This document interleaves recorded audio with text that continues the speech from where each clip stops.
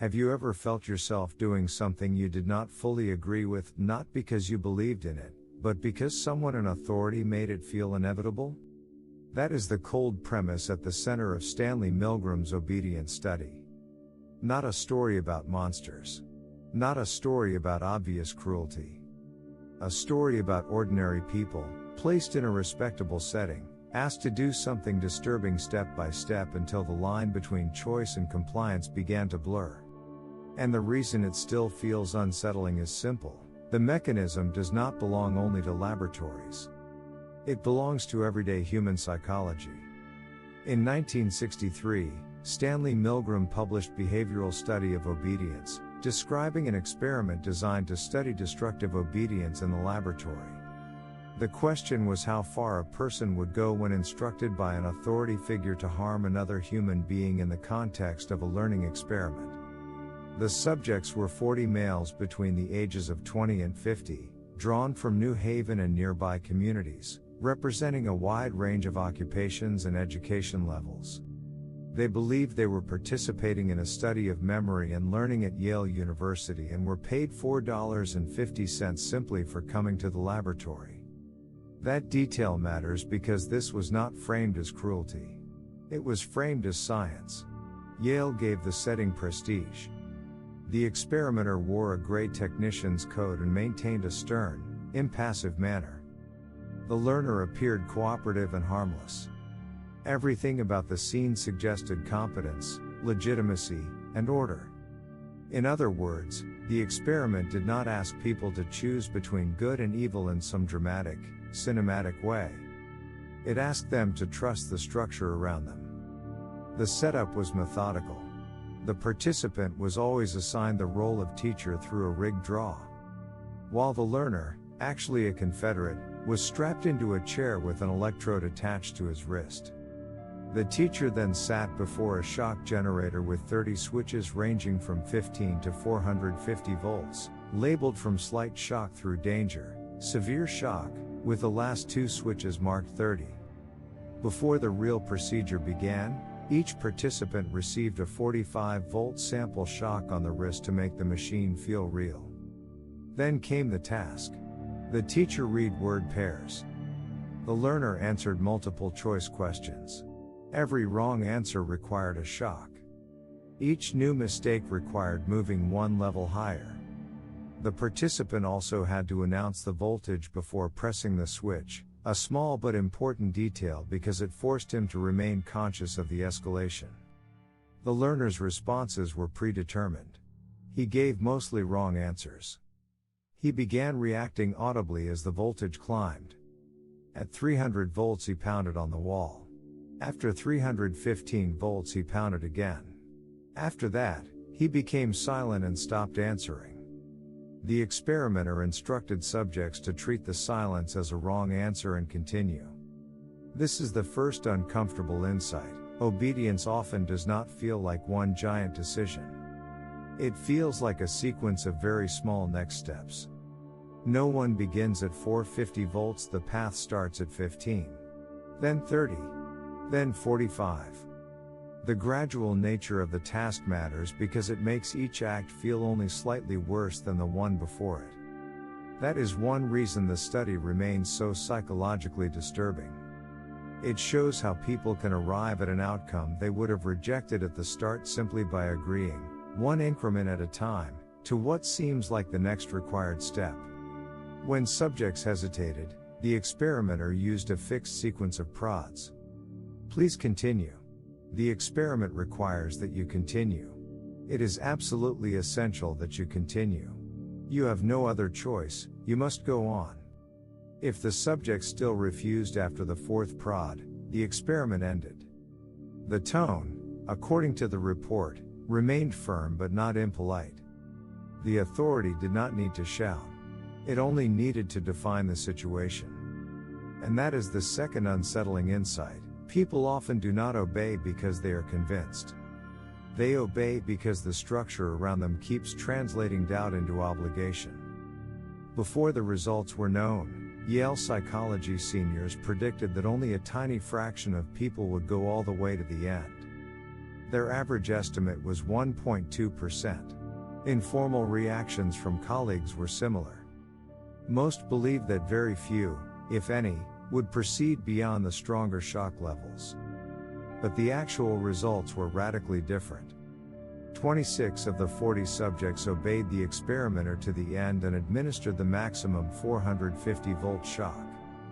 14 subjects stopped at some point after the learner protested. 5 stopped at 300 volts, 4 at 315, 2 at 330, and 1 each at 345, 360, and 375 volts. No subject stopped before 300 volts. That is the finding people remember. But the emotional texture of the experiment is just as important. Milgram reported that many subjects showed extreme tension. They sweated, trembled, stuttered, bit their lips, groaned, and dug their fingernails into their flesh. 14 of the 40 showed nervous laughter or smiling. In 3 cases, the laughter became full-blown uncontrollable seizures. Milgram described one subject, a 46-year-old encyclopedia salesman, as so convulsively affected that the experiment had to be halted.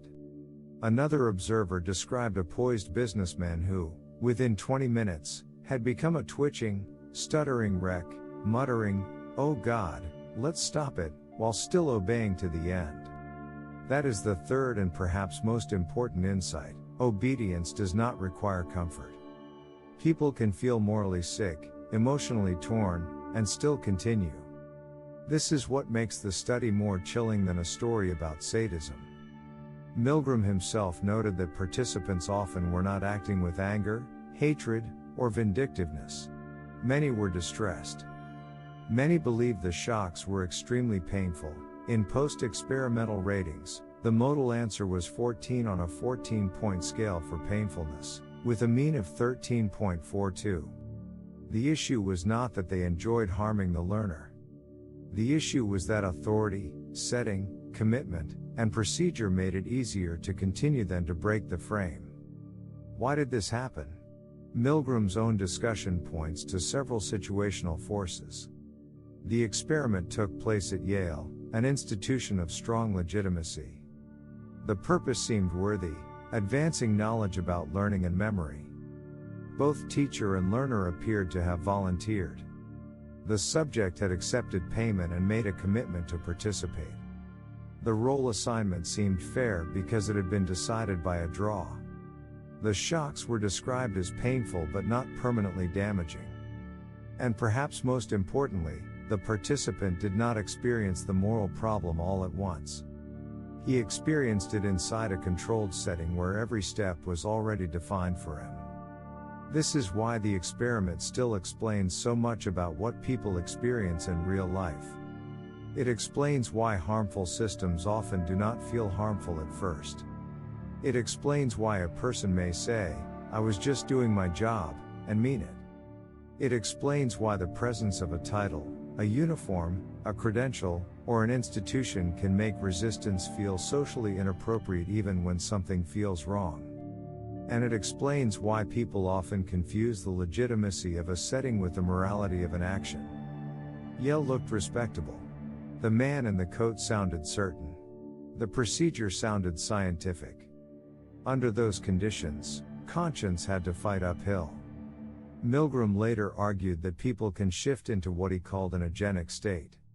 A condition in which they no longer see themselves as fully responsible for their actions but as instruments carrying out another person's will. Whether one accepts that explanation completely or not, the study clearly suggests that responsibility can become psychologically diffused. Once people feel that someone higher up owns the decision, their own moral resistance may weaken. So how does this explain what people experience outside the lab? It explains why ordinary people may stay in systems that trouble them. A workplace where harmful decisions are passed down the hierarchy.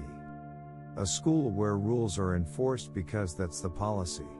A family structure where one dominant figure defines what is acceptable and everyone else adapts.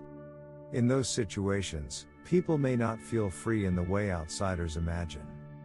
They may feel committed, watched, obligated, uncertain, and morally disoriented all at once. It also explains why gradual escalation is so dangerous. Most people would reject the final outcome if shown it in advance. But when each step appears only slightly more serious than the last, refusal becomes psychologically harder.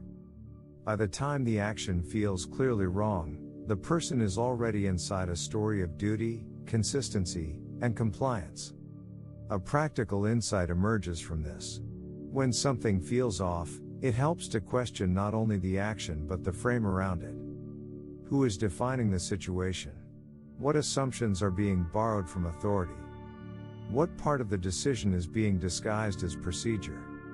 Sometimes the most important moral act is not dramatic defiance.